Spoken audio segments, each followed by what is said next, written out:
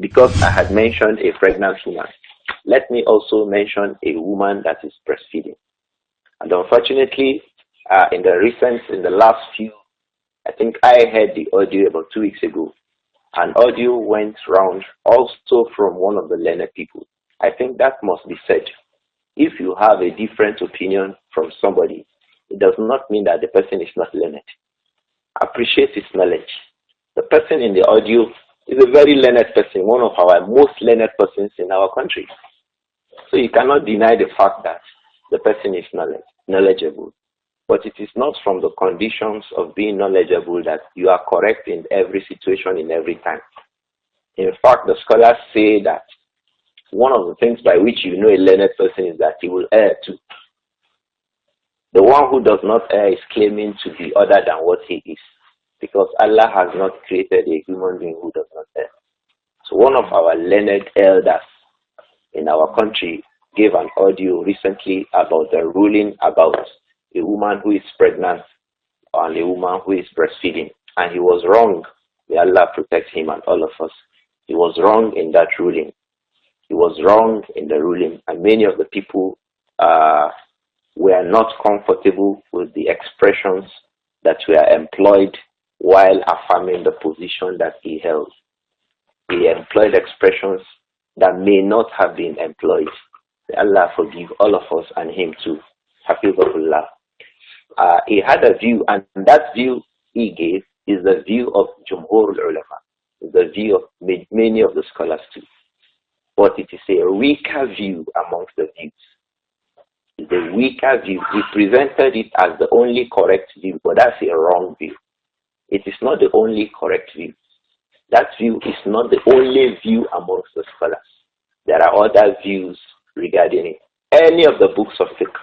He said if you read any of the books of fiqh, this is the opinion that you see. Yes, they say that's the opinion of the Jumhur. But they will tell you there are other opinions too. The opinion of the Jumhur, yes, but they will tell you that there are other opinions.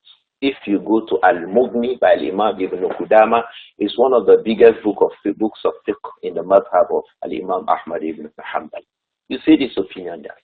This Sheikh we are talking about, he also cited Sharf al-Mumtaz by Sheikh Muhammad ibn Salih al-Uthaymeen. This other opinion we want to mention now that we consider correct and Allah knows that was also mentioning that. But he was mentioning it as if it's a strange opinion that's not known from anywhere, from anybody, and it was imported into Nigeria. Everybody who is a student of knowledge, who has Al-Mughni, has also imported the opinion. It also occurs in Al-Istizkar by Imam Ibn Abdul Barr al-Namri. Al-Istizkar is a big book of Sunnah by Ibn Abdul Barr. Ibn Abdul Barr, rahimahullah, is a late 3rd century scholar of Islam. And he has that view. And he was ascribing the view to the companions of the Prophet Muhammad sallallahu alaihi wasallam. But in that audio, the Sheikh Hafizahullah was mentioning as if that opinion is strange. It is not a strange opinion. It is the opinion of the companions. And it occurs in the books of fiqh. What is that opinion? The opinion is that a woman who is pregnant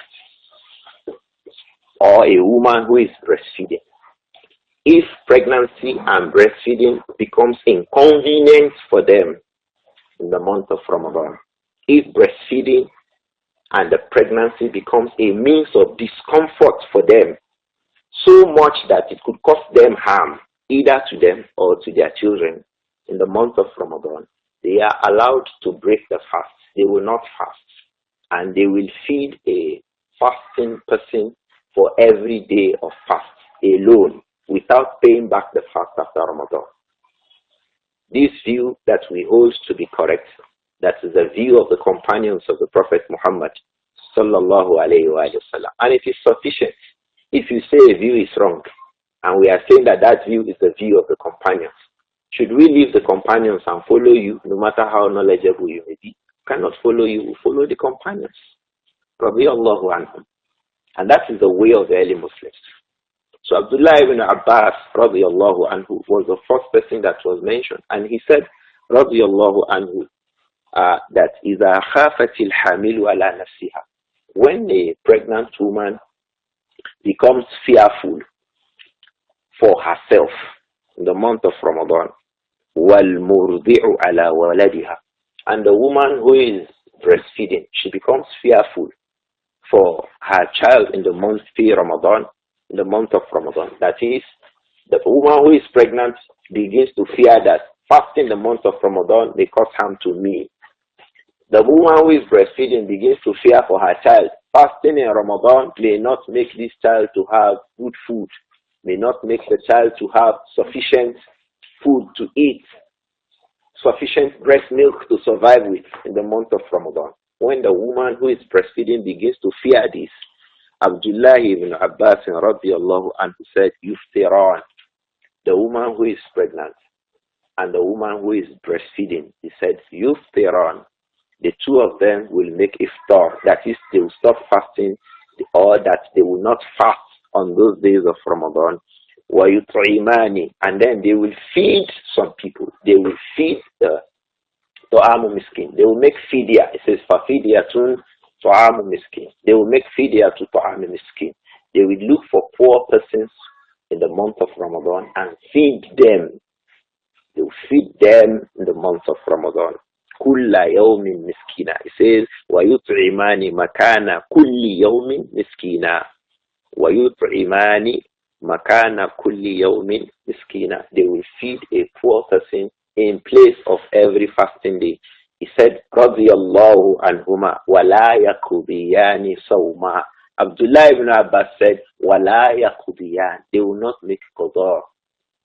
But the doctor, Hafizahullah, when he made his assertion, he said Abdullah ibn Abbas did not say that they will not make qadar. This is a clear-cut riwayah from Abdullah ibn Abbas when he says, وَلَا يَقْضِيَانِ. They will not make qadar, meaning that the woman who is breastfeeding, who fears that the child may not get sufficient milk, or the woman who is pregnant, who fears that the fasting may become a means of a big discomfort for her if she continues to fast. These two people, Yuftiran, Abdullah ibn Abbas, radiyallahu anhuma, wa huwa man huwa, radiyallahu anhuma. He said, Yuftiran. These two groups of people will make iftar. They will not fast on that day. وَيُطْعِمَانِ مَكَانَ كُلِّ يَوْمٍ مِسْكِينًا. And they will feed a miskin, a poor, needy person, makana kulli yawm, in place of every day in the month of Ramadan. وَلَا يَقْضِيَانِ. Ibn Abbas said, radiyallahu anhuma, وَلَا يَقْضِيَانِ صَوْمًا. They will not pay back those days after Ramadan. Also, this is one statement from Abdullah ibn Abbas. Abdullah ibn Abbas had a woman, a slave, who was pregnant for him. You know, it's allowed for a Muslim to have ma malakat yaminu, a woman who he is his slave, and he meets her. She could become pregnant and then have children for him. This woman asked Abdullah ibn Umar when she was pregnant about her condition. And he said, radiyallahu anhuma, anti bi manzilatil kabir. Abdullah ibn Abbas said that a woman who is pregnant, bi manzilatil kabir, la yutiqu siyam, is in the condition, in the position of an elderly person, male or female, who may not be able to fast. Abdullah ibn Abbas said, radiyallahu anhuma, that a woman who is pregnant, the manzilatil kabir alladhi la yutiqu siyam, is in the status of an elderly person who may not be able to fast. Abdullah ibn Abbas said so to his woman who was pregnant in the month of Ramadan. So he said, radiyallahu anhuma, fa'aftiri, so make iftar, break your fast. وَأَطْعِمِي عَنْ كُلِّ يَوْمٍ, make it'am, feed a fasting person, عَنْ كُلِّ يَوْمٍ نِصْفَ صَاعٍ مِنْ حِنْطَةٍ, make nisfu sa'. Nisfu sa'. Sa' is, if you combine your hand 4 times, that's a full sa'. We discussed this on the issues of Zakatul Fitr. Half of that, meaning 2 handfuls, 2 double handfuls. So he's also telling her what she will provide. So Ibn Abbas's fatwa to his household is that a woman who is pregnant, she will make iftar and she will make it'amu miskin. This is the second statement from Abdullah ibn Abbas. There are others. That is why if we go to Al-Istizkar by Al-Imam Ibn Abdul Barr. Ibn Abdul Barr al-Namri is a 3rd century scholar of Islam, one of the biggest people in the mazhab of Al-Imam Malik, rahimahullah. Al-Imam Abu Umar Ibn Abdul Barr al-Namri, rahimahullah. He says, Rawahu an Ibn Abbas. Before that, he says, Qala Ishaq ibn Rahweh. Ishaq ibn Rahweh is the teacher of Al-Imam al-Bukhari.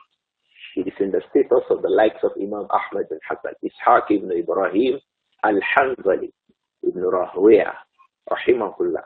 Is in the status of Imam Ahmad bin Hanbal. He's a big scholar of Sunnah, a big scholar of Hadith and Fiqh. He says, وَالَّذِي أَذْهَبُ إِلَيْهِ فِي الْحَامِلِ. What I view, what I consider appropriate regarding a woman who is pregnant, وَالْمُرْضِعِ, and a woman who is breastfeeding her child is that, and yuftira, these people should not fast. They should break their fast in the month of Ramadan. وَيُطْعِمَا, and they will feed a fasting person in the month of Ramadan. Ishaq ibn Ibrahim ibn Rahweh, rahimahullah, he says, وَلَا قَضَاءَ عَلَيْهِمَا. There is no qada'u alayhima. So the position of Ishaq ibn Ibrahim, also ibn Rahweh, is that la qada'a alayhima. They will not make qada. They will not pay back that fast after Ramadan. Ittiba'an ibn Abbas wa ibn Umar, by way of following Ibn Abbas, because the doctor gave a view as if to say that Ibn Abbas is saying that the women who are fasting, the women who are not fasting, who are pregnant and carrying the children, should pay back if they make fidyah, or that at least they should pay back after Ramadan because they have the ability. They are like the sick person or the person upon a journey. We read the statement of Ibn Abbas that a woman who is pregnant is like Al-Kabir. So Ibn Abbas makes us understand the view of Abdullah ibn Abbas, and that is better for us. Abdullah ibn Abbas considers a woman who is pregnant or a woman who is carrying a baby to be in the status of a woman or a man who is of old age. That is the fiqh of Abdullah ibn Abbas, radiallahu anhuma, and that is the fatwa of Abdullah ibn Abbas. And when he explained, وَعَلَى الَّذِينَ يُطِيقُونَهُ فِدْيَةٌ طَعَامُ مِسْكِينٍ, he lined up the elderly male and the elderly female, the woman who is pregnant and the woman who is breastfeeding. He lined up these 4 together.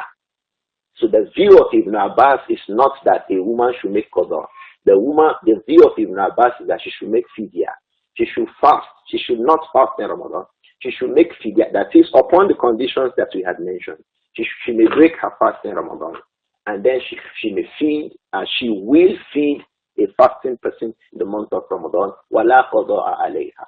She will not have to pay back that fast after Ramadan. She will not have to pay back that fast after Ramadan. لَا قَضَاءَ عَلَيْهَا.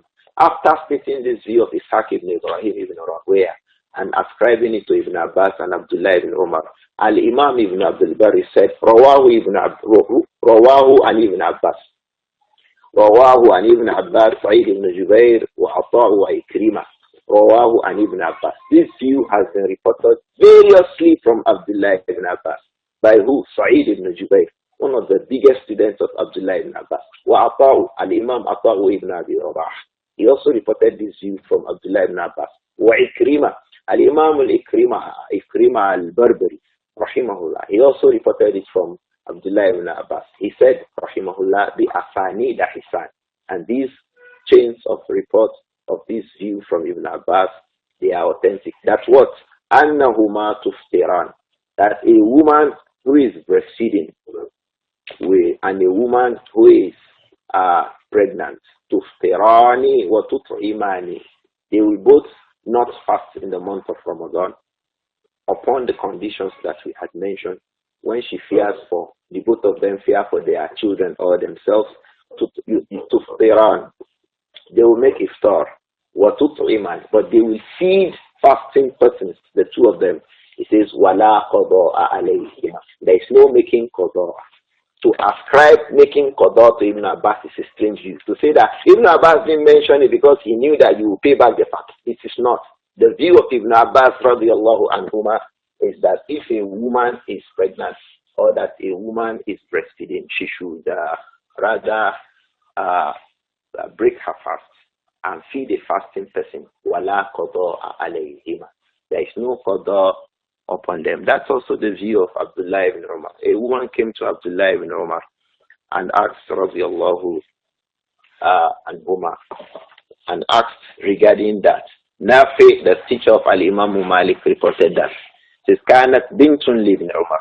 The daughter of Abdullah ibn Umar, tahta rajulin min Quraysh, who was a wife, the woman from amongst the Quraysh, was asking Ibn Umar, وَكَانَتْ حَامِلًا. That woman was pregnant. So فَأَصَابَهَا عَطَشٌ فِي رَمَضَانِ. She became very thirsty, seriously thirsty in the month of Ramadan. فَأَمَرَهَا Ibn Umar. Ibn Umar commanded his own daughter to do what? And to ftira. She should break her fast in the month of Ramadan. وَتُطْعِمَ عَنْ كُلِّ يَوْمٍ مِسْكِينًا. Then she should feed a poor person. Feed a poor person. Feed a poor person. Don't forget, not just feed somebody. Feed a poor person. That is the meaning of fidyah. Allah explained it in the Quran. Fidyatun ta'amu miskin. It's a fidyah is the provision of food for somebody who is needy, who is poor. Because it is not just about feeding somebody. Let's take note of these women when we want to distribute food for our fidyah. Look for somebody who is poor. Look for somebody who is in the position of a needy. So this is the position of Abdullah ibn Abbas and Abdullah ibn Umar. And they were both explaining the verse, وَعَلَى الَّذِينَ يُطِيقُونَهُ فِدْيَةٌ طَعَامُ مِسْكِينٍ. This position is the Allahu Alam, most correct of the view. Because these two companions, like Al-Imam Ibn Qudama said in Al-Mughni, we do not know any other companion who has a different view. Any other view regarding this matter is from lower than the companions. So the view of the companions, one of our teachers, specifically Sheikh Mashur Hassan al-Salman, he said this is also the view of Jabir ibn Abdullah al-Ansari and Aisha radiallahu anha. I have not seen this aside, but he mentioned it, Hafizahullah, that this view of Ibn Umar and Ibn Abbas is also the view of who? Jabir ibn Abdullah and our mother Aisha radiallahu anha. So I think that suffices for us. The time is fast spent, but I think if it is just upon this that we can stop up over, it suffices for us. Ramadan is just by the way, by the corner. There will be subsequent programs where the issues of Ramadan will be discussed. I beg Allah subhanahu wa ta'ala to make it beneficial to us all, to make us also people who will be successful, who will gain tremendous rewards in the month of Ramadan.